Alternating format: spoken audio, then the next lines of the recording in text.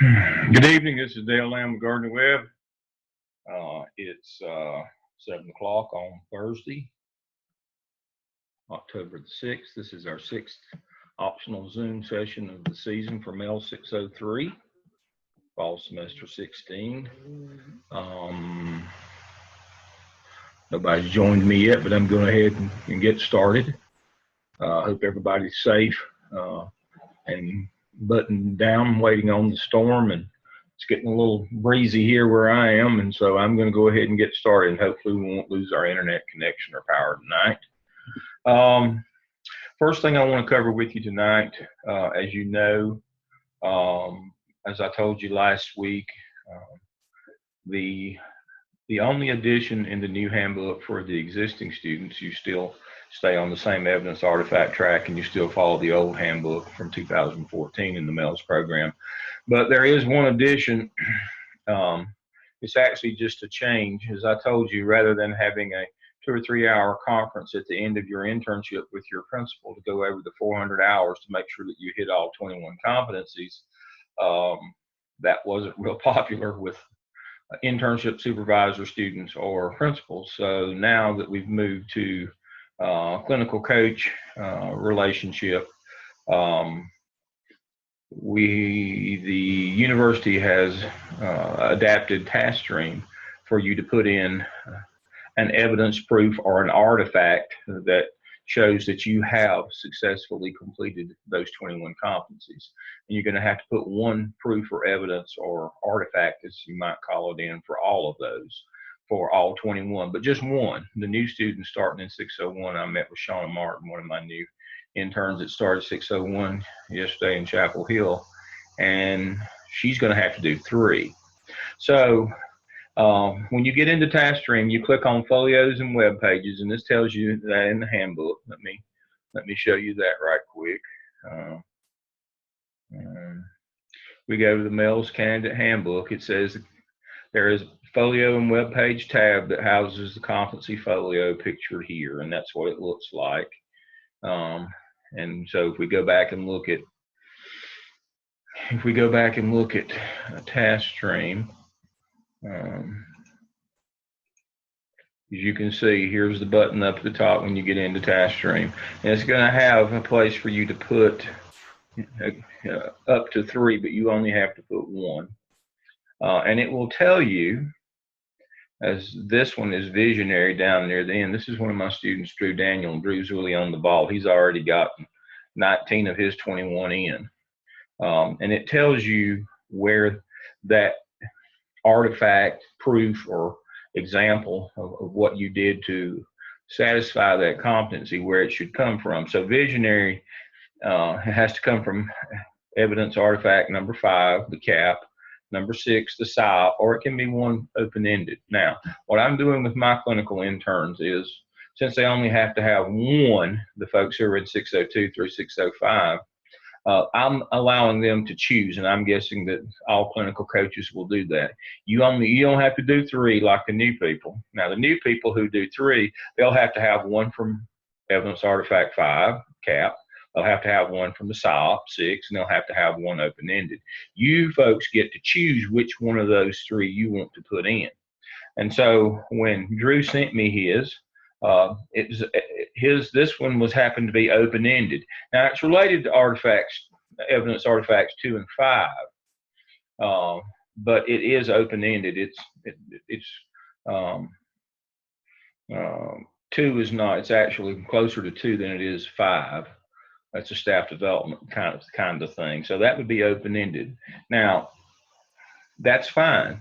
But each one of these tells you where it can come from. This one, it had to come from either the skip, the CAP, or open-ended. Drew put one in. It came from evidence artifact number 3, the skip. And so I read it. It was an excellent example of results orientation, and he can publish, share it when appropriate. Now, here's an important point. Task stream is not fully formed or vested yet. There is no evaluate button for you. All you can do as a student right now is put your work in and request comments from your clinical coach. and then you can publish share. You don't publish share until you get them all in there, and then you can publish share that round of these.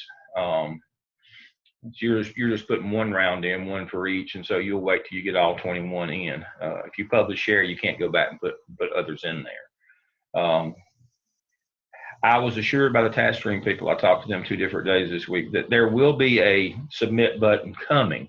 It speaks of submission in the handbook, that you will put them all in there. You request comments. If they're good, then you submit them. That submit button's not there yet, so don't panic. It's coming. I've been assured that you will eventually have the opportunity to submit for evaluation those competencies. It's just not there yet, so don't panic. But you can go ahead and start uploading them, just like you upload files or documents for your evidence artifacts. You have the same choices. You put attachments or you put videos. Make sure, remember that these take an alternate form. Not all of them are documents.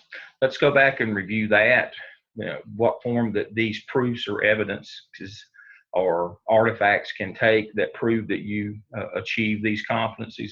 Let's go back and look at that. So if we go back and look at the Mels handbook,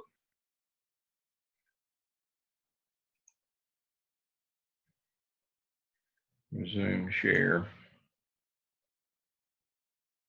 new share.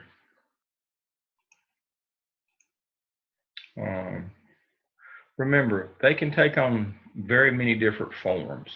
Video clips, electronic communications, that would be emails, screen grabs of emails, which is a picture or a JPEG. Meeting minutes, photographs, electronic presentations, can be documents, newspaper, journal, articles, bulletins, recordings, newscasts, journaling, can be a lot of different things. Now, please remember, you share, let's go back to task stream, share screen. Please remember that when you're uploading materials into task stream,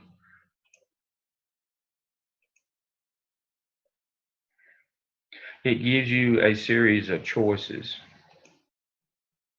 on your work page. If you will look down at the bottom of the screen, you can see form, text and image, slideshow, standards, attachment, videos, and links. So if you put in a link to a YouTube that you did, it would go under links. Documents go under attachments, videos go under videos, slideshows where you put PowerPoints or Prizzies, text and images or PDFs. Make sure that you select the proper method of uploading, just like you would do with your artifacts that go along with your evidence narratives. So make sure that you understand you can't just click on attachment and put anything in there. That's for documents. Other forms of media, you have to use the appropriate button in task stream. If you don't, you will not be successful. And a lot of times it locks you out. You can't go back for 6 hours if it locks you out, if it thinks you're trying to execute an operation that's not allowable. A lot of times task stream, for security reasons, will lock down. And you have to come back 6 hours later and resume. So don't make that mistake. Well, if you do, you won't make it but once. You'll remember after that. So try to avoid that mistake if you can. So they're in folios and web pages. You click on that, and there'll be a place there. Once you go to folios and web pages, there'll be a place there for you to click on it, and it'll be over, I think, on the left-hand side. You click on that, and that's where you can upload your proofs or evidences or artifacts, whichever you call them. I prefer artifacts. Too many people call the 6 evidence artifacts just artifacts. They are, in fact, evidence artifacts. Evidence is a narrative, and artifacts were the proof. We've gotten away from putting artifacts in with our narratives. We used to do that, so now we're putting them in where the competencies go. Now, I had a couple of questions from students that said, all right, I understand where I could pull from these competency proofs from or artifacts from my evidence artifact work, but what if it's an open-ended one and it's not there? Aha! If you will go on our Blackboard page, and let's do that right now, to Task Stream Tools, and click on Evidence Artifact Quick Reference Guide. What I have for you there are the artifacts that would be generated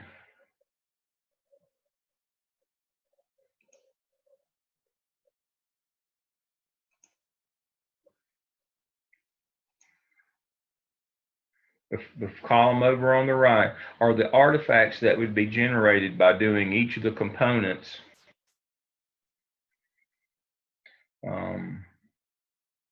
of each of the 6 evidence artifacts.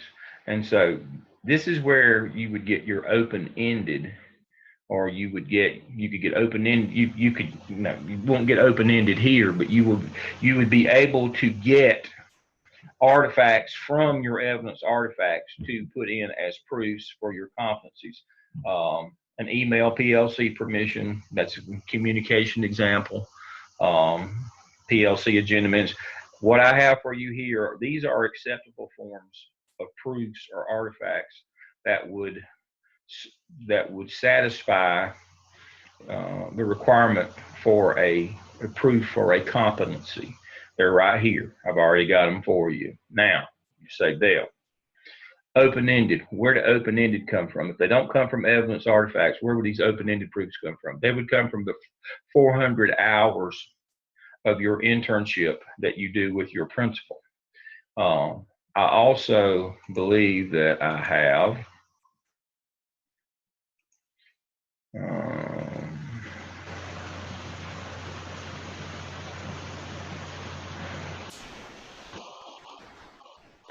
under intern materials, you will find, there we go, suggested list of activities for Mels interns. If we open that up, here are the list of acceptable proofs or evidences or artifacts for an open-ended example of any of the 21 competencies. These would be the ones that would be accepted. If you had these things, proof of that you had done these things, because these all correlate with competencies. So if you have to put in one for visionary, and it gives you the option to put in an artifact from evidence artifact 2 and 6, and you don't have one that you think suits that purpose, you can come to this list, because you can do an open-ended one. You can come to this list and find you an open-ended one, because these are the things that you were supposed to do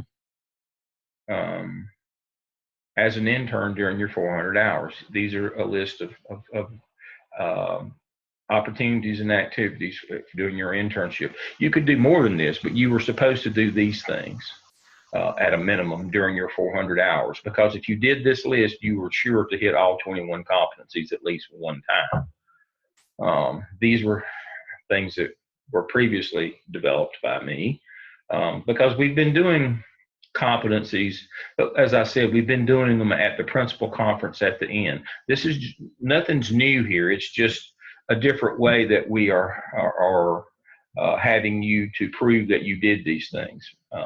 It saves that big conference at the end. But again, if you look at under Task Stream Tools, under Evidence Artifact Quick Reference Guide, it tells you what artifacts you should have generated by doing those evidence artifacts, and those are acceptable as a proof for a competency. If you look under intern materials on Blackboard, you have this list of suggested activities. Any of it proves that you did any of these things will serve as a competency.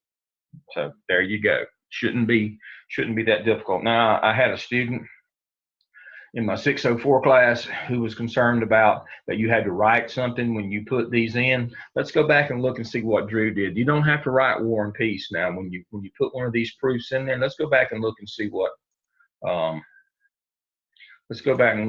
Drew did. Okay. New share, back to task stream.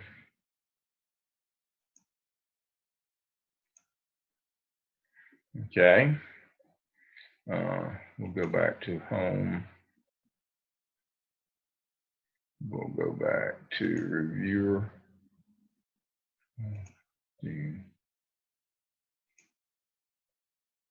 And we'll go to Drew. And so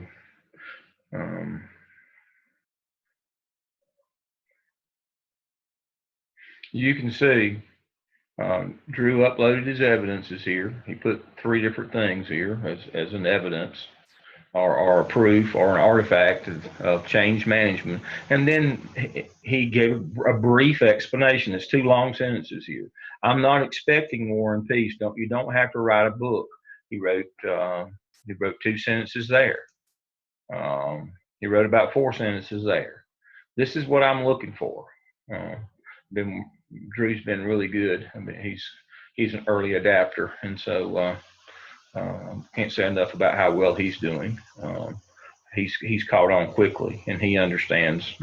He's got it, and he also understands that we're not looking for you to write another whole component of an evidence here. You write through 2 to 4 sentences, and that's what he's done on each of his. You can see he's got a sentence and a couple of bullets there, a couple of points.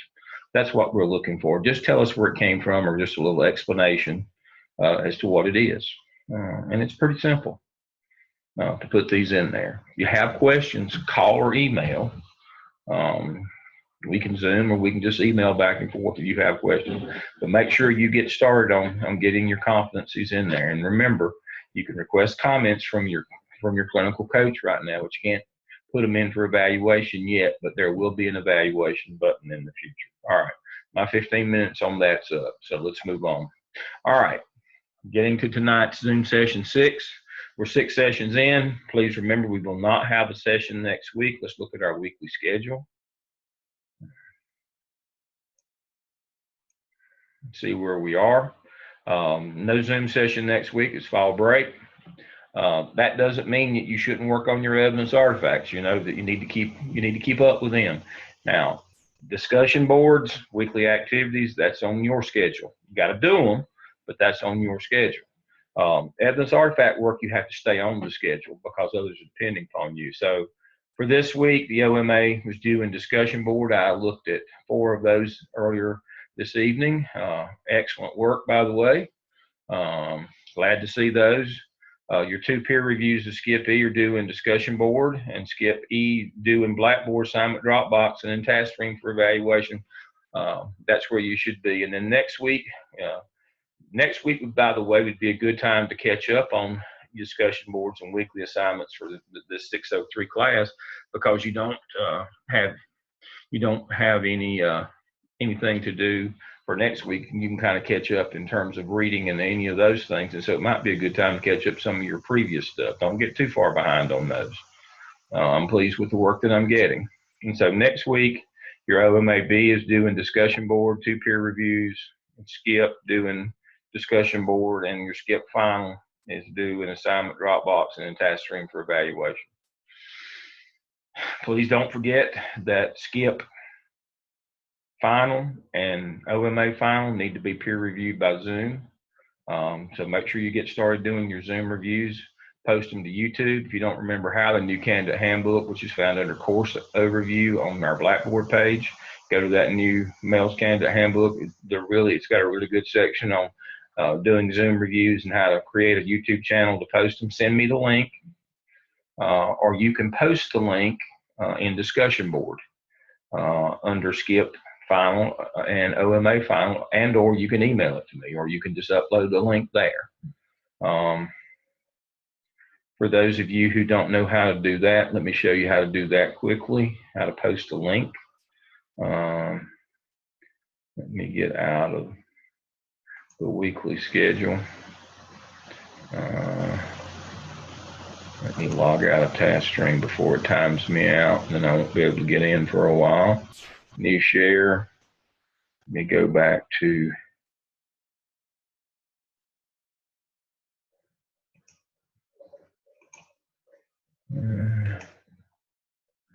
okay. So if you want to post a link, go to assignment don't go to assignment Dropbox, go to discussion board. You could do it here, but I prefer that you do it in assignment Dropbox in discussion board, you go to um,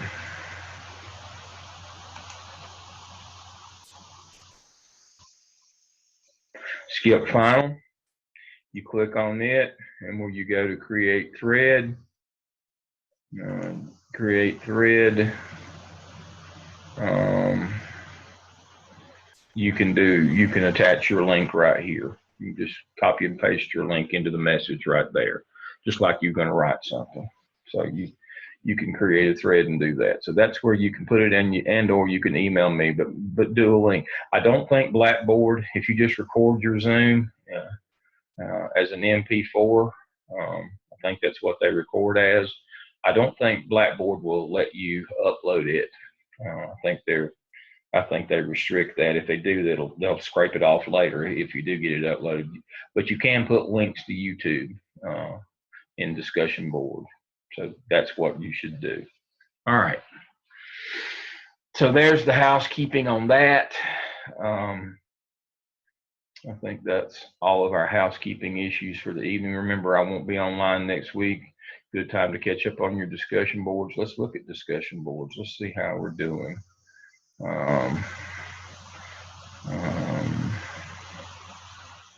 Looks like we've got 11 posts on our skip final. That's very good. 11 participants. That's excellent.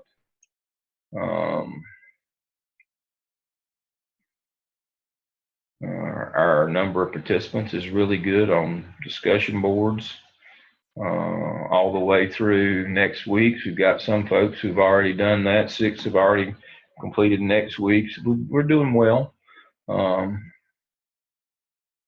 We're doing well on those. We're a little behind, but that's okay. We're doing well on putting our components in. Those numbers look good. So, overall, we're doing very well. I'm very pleased. All right, so let's look at what tonight we're concluding, and hopefully it won't take me too long. We're concluding our violence in schools. There is an excellent PowerPoint that I have on Zoom session 6, and it's called Violence in Schools. And let's see. Let's look at it. Now,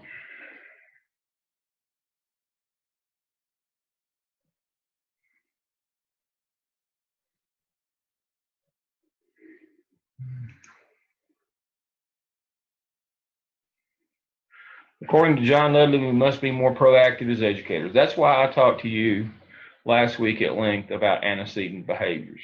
Dealing with the little things before they become the big things is being proactive. When people say to me, well, Dale, be proactive, what does that mean? Well, what it means is don't let the little stuff slide. Deal with the antecedent behaviors.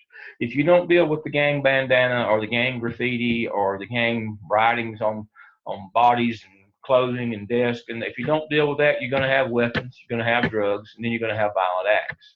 That's just the way it works.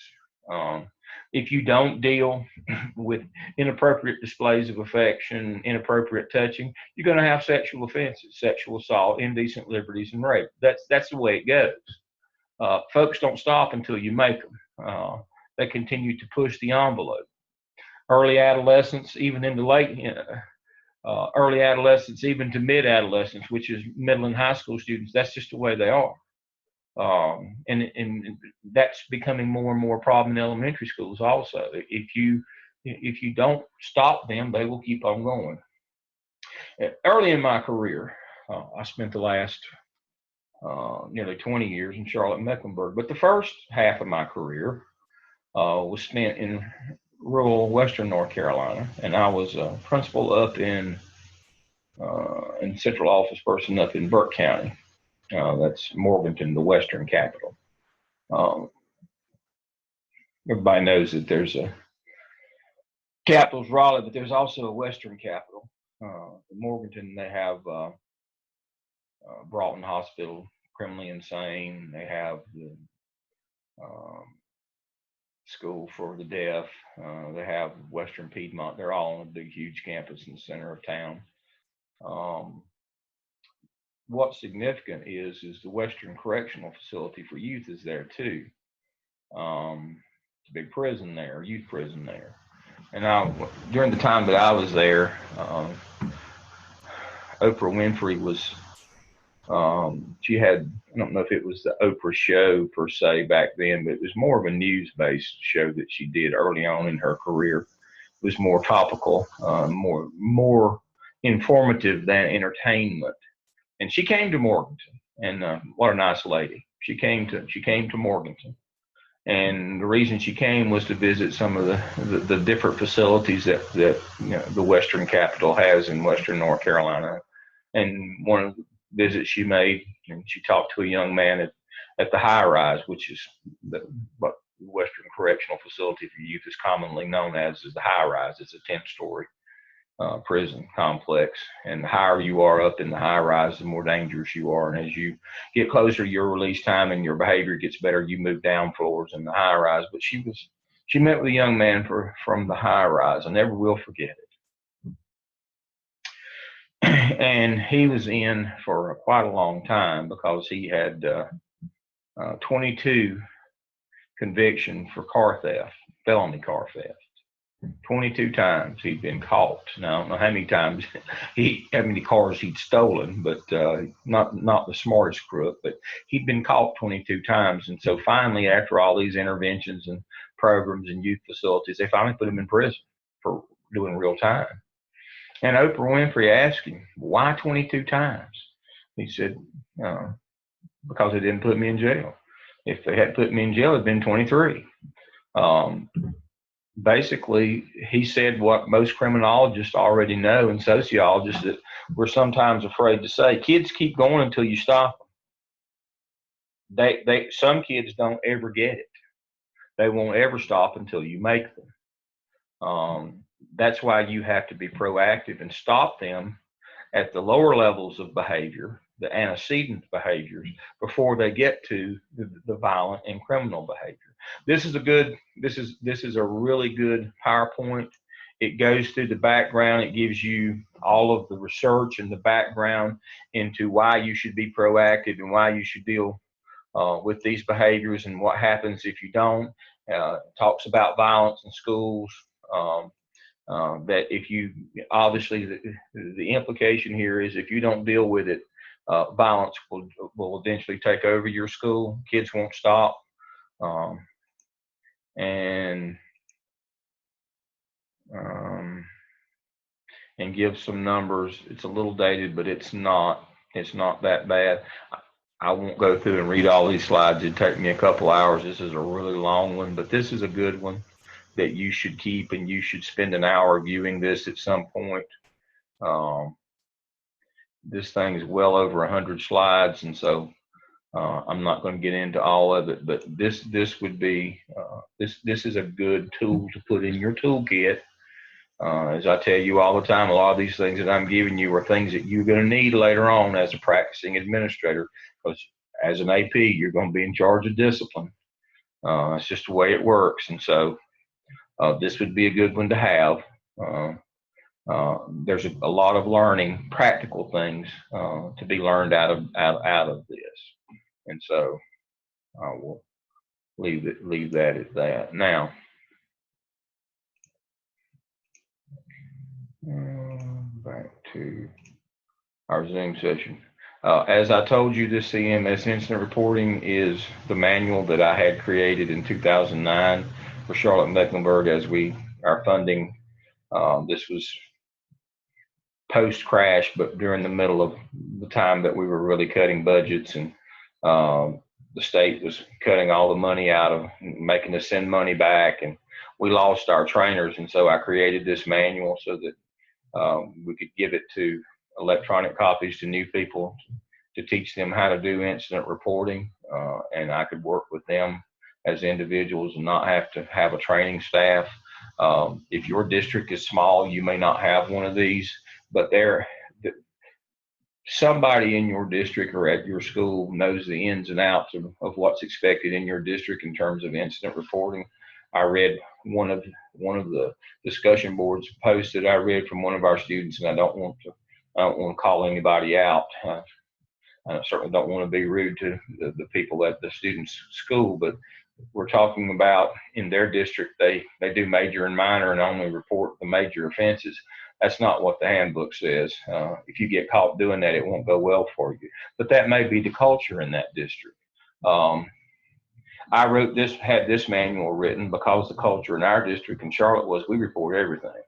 We can't afford not to report everything. We've got four network news stations, ABC, CBS, NBC, and Fox in town, and we have one of those news channel 14 from Time Warner Cable that wants to do investigative reporting. So we've got 5 broadcast TV stations in town, plus the Charlotte Observer and the Charlotte Post, plus all of the Rhinoceros Times and all these other local blogs and posts and all the internet-based stuff that are just watching for us to make a mistake. Um, and you never know. Sometimes the small incidents are the ones that get blown out of proportion and something else happens, and it's found out that you didn't take any action previously on a kid who misbehaved. You just handled it in-house, as we call it. That won't go well for you. You'll also be charged with being arbitrary. Did you do that same for every kid? Did you handle it in-house for every incident for every kid in-house? It's an all or nothing. And so one of the reasons why I wanted this handbook written was to tell everybody, now this is the state manual and this is what it says, but this is our manual in CMS, and this is our expectation. This is our culture here. We report it all. Here's how you do it, but we expect everything to be reported. Doesn't matter if the kid wasn't suspended, that's an outcome. We report incidents just like the state manual says. Now, if your district doesn't do it that way, you've got to find your level of comfort with knowing that you're not exactly following the law. You need to read that disciplinary data handbook from the Department of Public Instruction. Now, if you deviate from that thing and you get caught, it won't go well for you. I don't know if the people in your district will support you or not. Nobody can give you permission to break the law. Let me say that again. Nobody can give you permission to break the law. If they come after you, it won't go well. It doesn't matter if it was a usual customary practice in your district not to report everything. If you don't report everything and something blows up, that's on you. So you better find out what the standard is in your district. If there's a manual like this that somebody in charge had written for your district, you better find it and you better follow it. As I tell students all the time, first thing you learn in the Army is find the manual. Second thing you learn is read the manual. Third thing you learn is follow the manual. And the reason why is because lives are at stake. Well, your life may not be at stake here, but your professional life is at stake here. I'd find, read, and follow the manual if I were you. That's just Dale's advice. It's worth what you paid for, which was nothing. So we'll move on. Make sure that you understand that your district has a code of conduct. Every district has one. They are developed as part and parcel of the state set of laws, North Carolina General Statutes 115C and 288, which says you're to discipline kids and maintain order. And the state has some statutes about how to discipline kids, but every district is charged with forming their own code of conduct about what is acceptable and what is not in their district. You better know what yours is, because in that code of conduct, as I've told you before, there'll either be a tier or a level system that gives you the range of options of what you can do with children. Again, the standards are arbitrary and capricious. Arbitrary means you punish some kids and don't others. Capricious means you give them more punishment than the handbook calls for, which portends, that's a big word they use in court all the time, but you should read the handbook so you'll know what the range is. If you're just winging it, you hadn't read the handbook to know what the range is for this particular infraction, things are not going to go well for you because you're going to be guilty of being capricious. I've got another of the conference presentations on antecedent behaviors here. I think this is a PDF. Let's see what this thing is. It may just be a PowerPoint. Let's see if it'll pop up. I know you've seen this one before.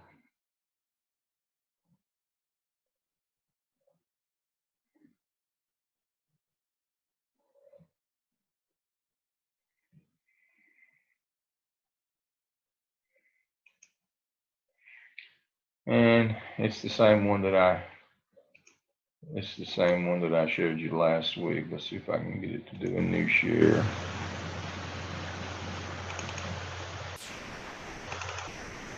There it is. But it talks about antecedent behaviors and developing those and all the federal things that go along with it, all of the philosophies and research, those kinds of things. Later this semester, I'm going to cover the sexual harassment part because that's become the growth industry of this decade. Um, but again, if you don't know these things, you might want to review this. If your district doesn't have all, one of the students replied that their district didn't have cyberbullying laws. Well, cyberbullying is covered in here. There is a state law. If you don't know if your district doesn't have a policy and you don't know what it is, um, let's see which slide it is.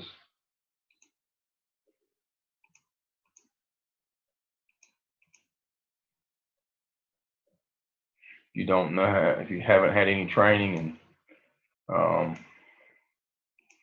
here's Title IX. You haven't had any training in gangs. This is a brief primer on gangs. Oh, here we go. Bullying behavior.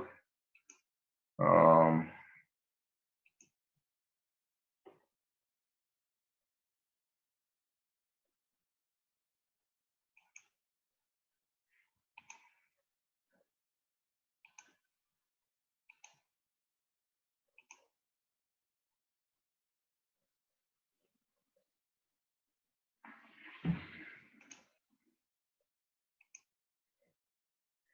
Cyberbullying is covered in here. So cyberbullying is also, let me pull up another one for you.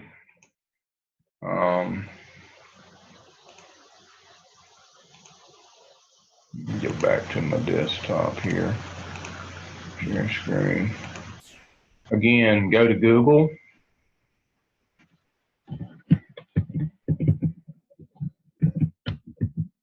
Go to Google and Google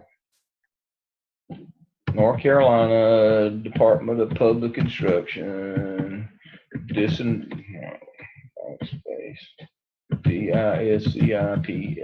disciplinary data reporting manual,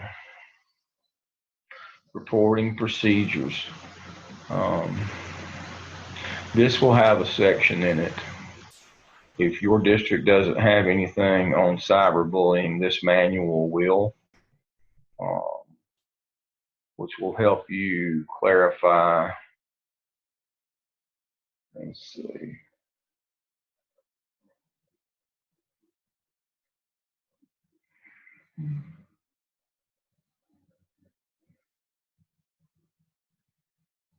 Okay, I got it.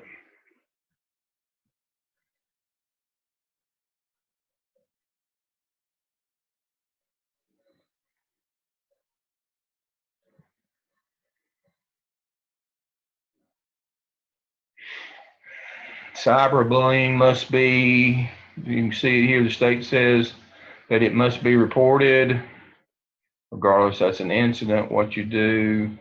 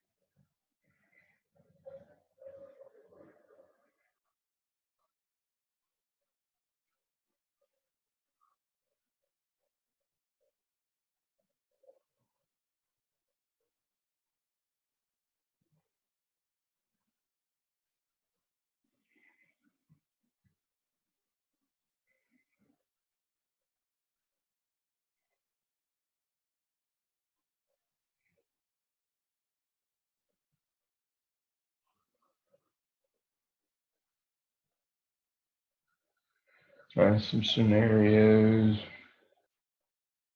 Here we go. Bullying.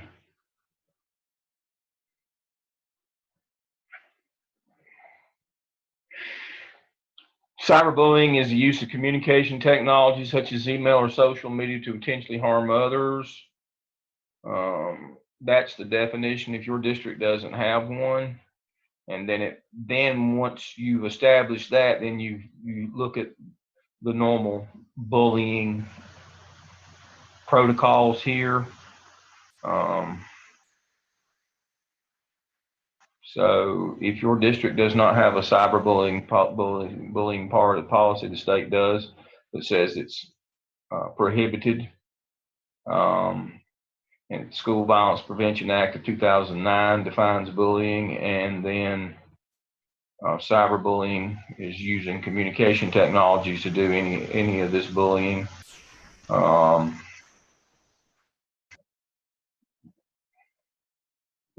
And your handbook should have that in it. Your code of conduct, I call it the handbook, but your code of conduct should have cyberbullying in it. Let's see if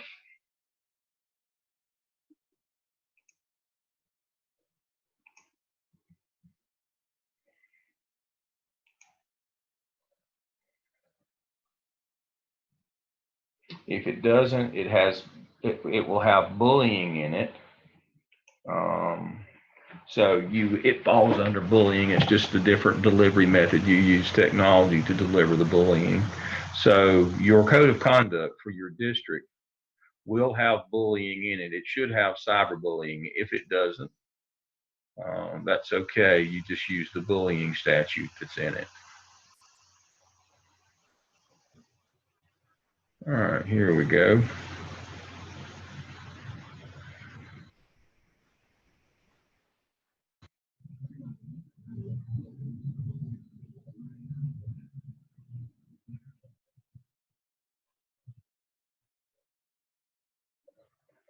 Here we go. It's on page 12. Everybody is required to have a section on bullying in their code of conduct. Every district is. Now, that if you pull it out, if you pull cyberbullying out separately from that, if you don't, state says that it's just doing bullying using social media.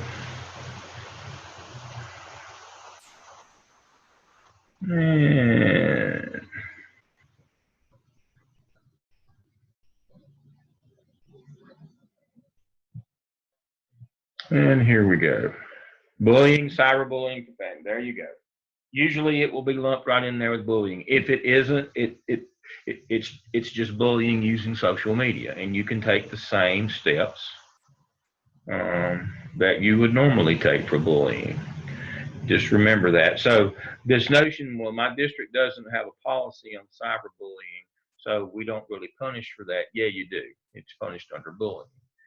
And the state says you have to do that. That's not an option. There is a bullying statute passed in 2009 says you have to take action against kids who bully others.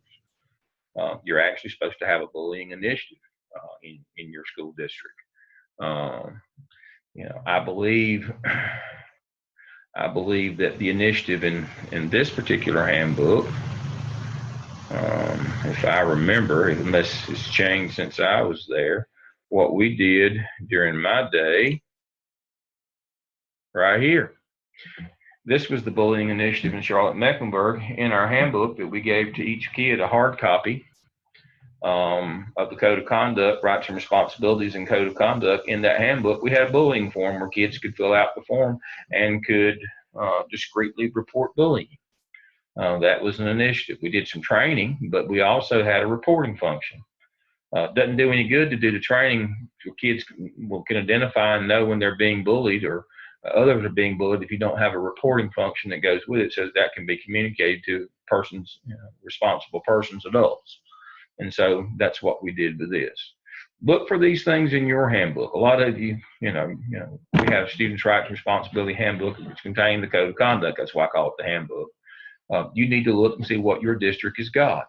If they don't, smaller districts, remember there's state law that says you can't bully people, and that cyberbullying is a form of bullying, just using social media.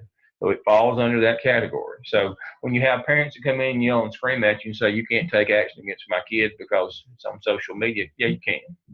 And you should. If you don't, things won't go well. Ask those people. There's been, I think, 3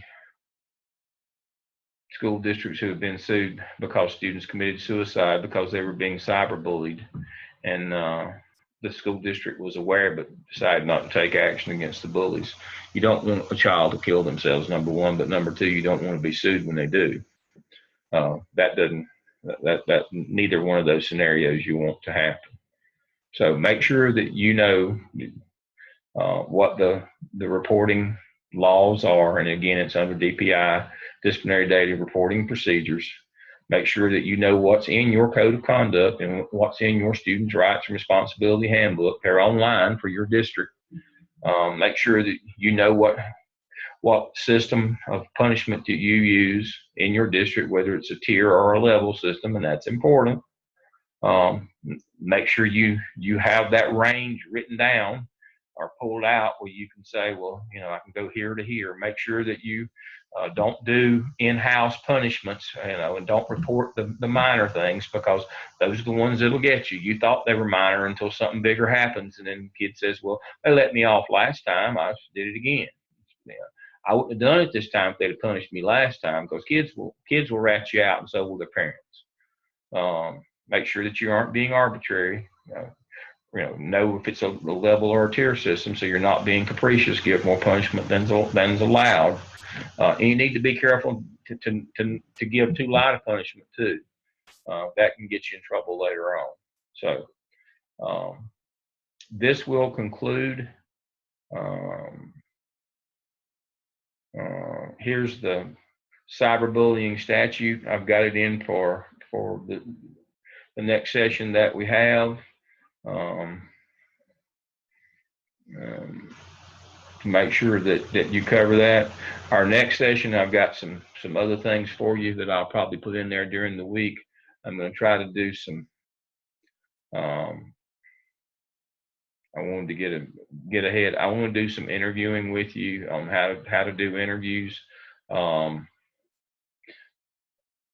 of you you're only in 603, but some of you will start interviewing in the spring for jobs in the fall, and I may not be back with you at that time, and so I want to go over. So what I'm going to do for Zoom session 7, I'm going to cover the different kinds of interviews with you. I'm going to do that in 2 weeks from tonight. Please remember that I will not be on the air with you next week. That'd be a good time to catch up on your discussion boards. Make sure you keep on pace with your evidence artifact work. Go to that folio webpage in TaskStream and look and see where you put your competencies in. If you don't know what would satisfy those competencies, look at that evidence artifact quick reference guide that's under TaskStream tools, and that gives you a column of artifacts generated from each one of those evidence artifacts, and those are acceptable to put in as proofs. If you don't know what an open-ended one would be from your 400 hours, go to intern materials here in Blackboard, pull up that suggested list of activities, and if you can show proof that you do any of those activities, those are acceptable forms of competencies. So hopefully you understand where you are with the competencies. We have finished the violence and discipline section and the laws that go along with that. In 2 weeks, I am going to cover the 4 different types of interviews that you can expect to go through in order to try to get an assistant principal's position. Hopefully, it will give you some guidance as to how to do well during those interviews. This program kind of is all for naught if you can't get a job, and so hopefully I'll give you some information that'll help you in that quest. I see that my 50 minutes are up. I try to, sometimes I go over, but 50 to 55 will be good. So I see my time is up. As always, if you have questions, email me. I'll get back in touch with you. Call me. In discussion board at the end, there's a place where you can put questions in there. If you don't know, be sure to ask, because if I don't know, I'll find out for you. All right, my time is up for the evening. Have a good week off next week. Keep up with your evidence artifacts. I'll see you in 2 weeks to talk about interviewing. Everybody have a good week.